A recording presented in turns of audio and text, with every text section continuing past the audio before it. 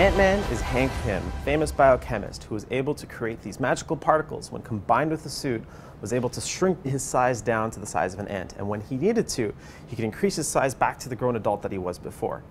So that's how you would do it in the comic books, but in real life, there are actual molecular mechanisms that regulate these processes. Size variation already exists within a natural population. In humans, you have people that are very, very short and those that are very, very tall. But more importantly, there's a continuum that exists between those 2 points. Now, what's really interesting is that there are natural, genetic, and environmental processes that regulate that size difference. We just published some work looking at ants specifically, where we're able to explore the difference in the size variation that exists within an ant colony and be able to match up environmental mechanisms such as epigenetic mechanisms, more specifically DNA methylation, and how they regulate size differences in ants. So DNA methylation is a chemical modification that can be made to your DNA that regulates a lot of the ways in which your genes function. And when you look at a lot of the growth, development, and sizing pathways that exist across the animal kingdom, and specifically in ants, most of them can be found to be regulated by the same processes. So what we did is we took the ants during an early developmental stage and we gave them drugs that could manipulate DNA methylation.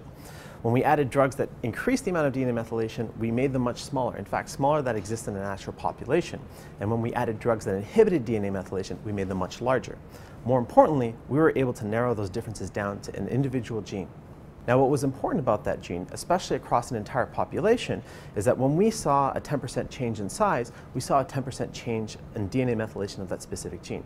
When we saw a 20% change in size, we saw a 20% change in DNA methylation as well. If I were Hank Pym and I wanted to imagine a new way of making a suit that would regulate my size so I could shrink if I really had to, I would probably focus more on these epigenetic mechanisms that regulate size as opposed to Pym particles. There's still one power that we didn't talk about, and it's the ability to talk to ants. Now, whether that involves pheromones or anything else, I'm not too sure. Perhaps that's a conversation left for another time.